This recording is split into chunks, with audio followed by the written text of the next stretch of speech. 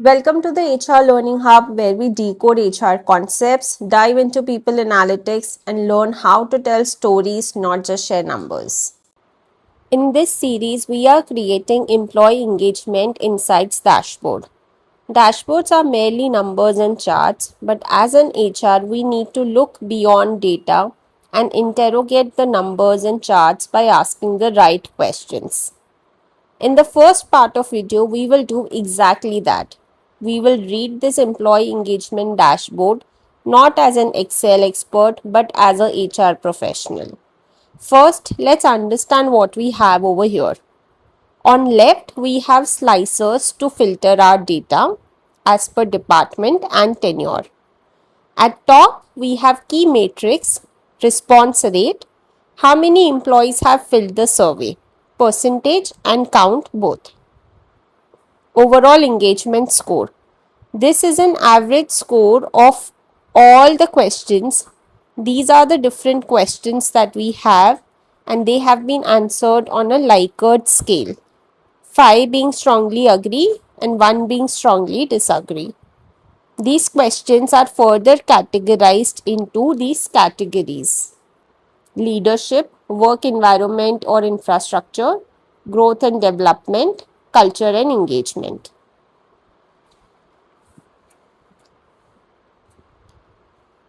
Then we have Employee Net Promoter Score, ENPS. We have another video to understand and calculate the same. I will leave a link in description box. Below we have scores on engagement drivers. All the questions we saw are categorized in 4 categories: leadership, work environment infrastructure, growth and development, culture and engagement. This is why engagement looks like the way it does. On the right, we have year-wise trend showing how engagement has changed over time. And finally, we have heat map. This is where we get more detailed insights. This dashboard is not just data. Here, by asking the right questions, you can understand people, issues, and their behaviors. When you see any dashboard, ask these 3 questions: what is happening? Where is it happening? Why is it happening? Let's apply this. At first glance, engagement seems to be improving year on year, 3.4 to 3.5. Overall, things look stable and slightly improving. If I stopped here, I would say things are fine. But dashboard become powerful when we don't stop here. So we ask the question, what is happening? We look at our slicers, we filter on finance, and suddenly the story changes. Engagement score drops to 2.5. ENPS becomes negative. Company wise things seem okay, but there is a department specific issue. Our second question is, where is it happening? We look to our engagement drivers and heat map. Leadership average is the least. And in heat map, we see lowest score in transparent communication, leadership cares, extra effort motivation. These are all leadership driven insights. To answer why is it happening, you need to think of more questions. Was there a change in leadership in finance team?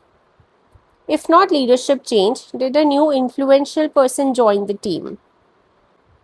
Has the pressure increased suddenly? Are tenured employees reacting different than new joiners? If experienced employees are more disengaged, that is usually a leadership or management shift. New employees react to onboarding and tenured employees react to leadership or cultural change. Let's look at one more example.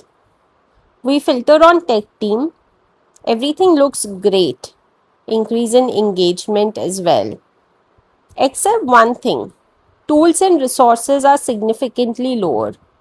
Tech teams are usually tech and automation savvy. We ask, why is it happening? Are systems outdated? Is there a dependency on too much manual work, like multiple timesheets to be filled manually?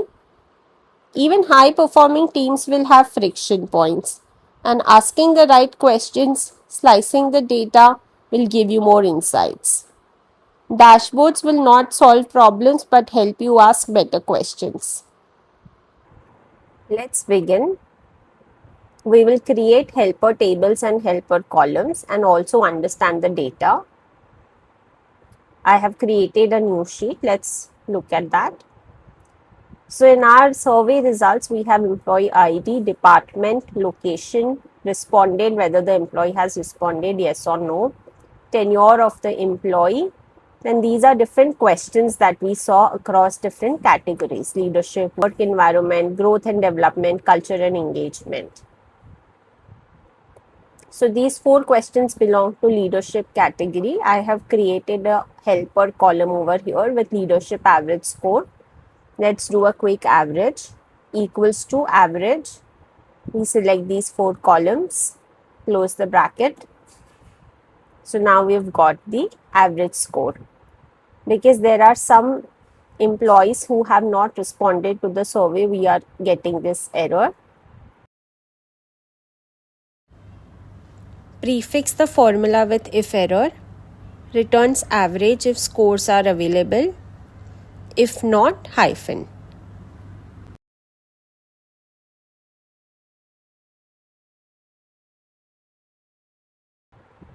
Similarly, we have second category, workplace infrastructure.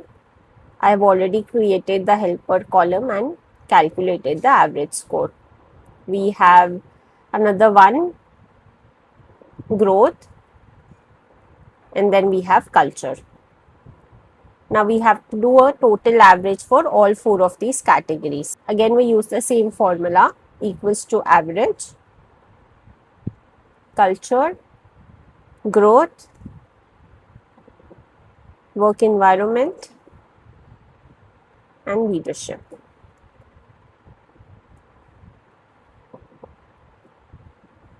To avoid the error,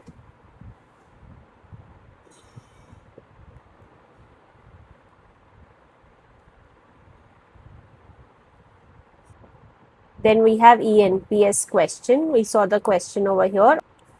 On a scale of 0 to 10, how likely are you to recommend this company as a workplace? These are the ratings given by employee. Here we will have a classification between promoters, passive, and retractors. We'll use ifs formula. Ifs, the first condition is the score is greater than 8, which means it is either 9 or 10. We classify the employee as promoter. Second condition, if score is greater than 6, which means it's either 7 or 8, we classify it passive or neutral. The third condition, if the score is less than equal to 6, then we classify the employee as detractor.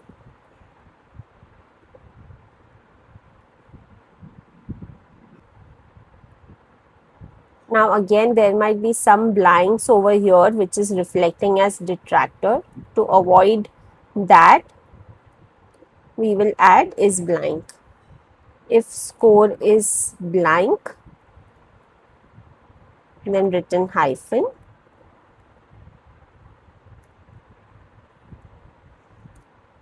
Otherwise, give us the result.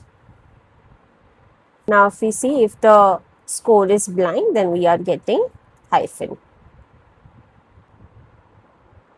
The next thing that we will do is, because we have our slicers on department and tenure, we will create a unique table for the same. I will create a new sheet, unique tables. From survey results, let's take the department, Control C, Control V, come to data, remove duplicates, OK. Convert this into table. We'll do the same for tenure. This is important because we need to create relationship between tables. Data, remove duplicates, convert this also to table, insert and table. Click on my table has headers. Next thing that we will do is we have this data which is previous year's data. We had created this chart where we had year on year comparison of the engagement score trend. To do that, we need the previous year data. So we have department and tenure wise scores. We have till 2025. We will also add for 2026. You can mention any date. You can mention 1st Jan 2026. We copy paste the same format. So for every department, there would be 4 tenure groups. We can also add the category over here. To get the average scores from our data, we will do average if. We want to do average of scores. So first is average range.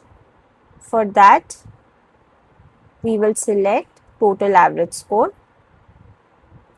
The next condition is criteria range 1. So let's do it on department. Select column B for department, comma, criteria 1. We want to match it with the department that is mentioned in column B, comma, criteria range 2. We take tenure, comma, criteria 2. We want tenure to be taken from column C.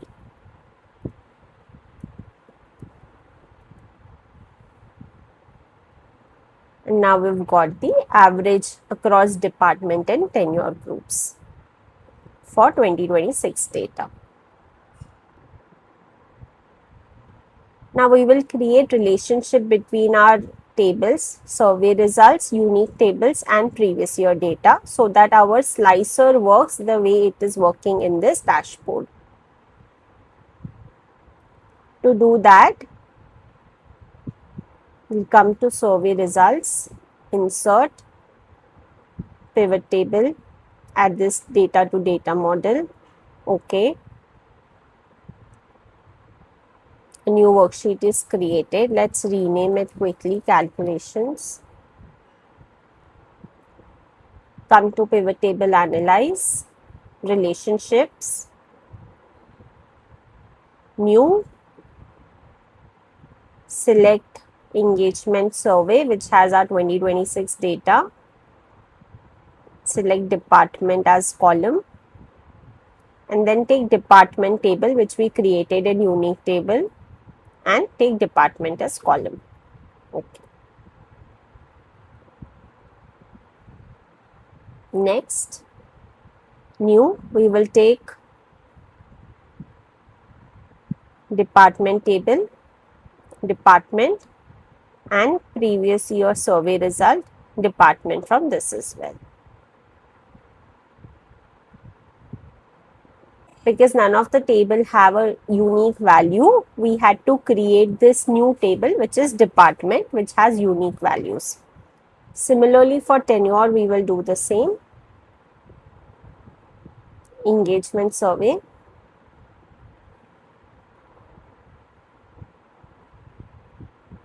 tenure,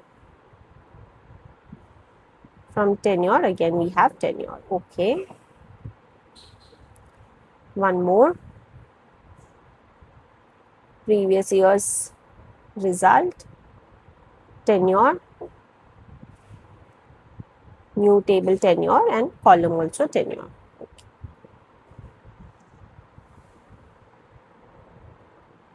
Now all these connections are created. So once we create the slicer, it will work on engagement survey pivot tables as well as previous year survey result table.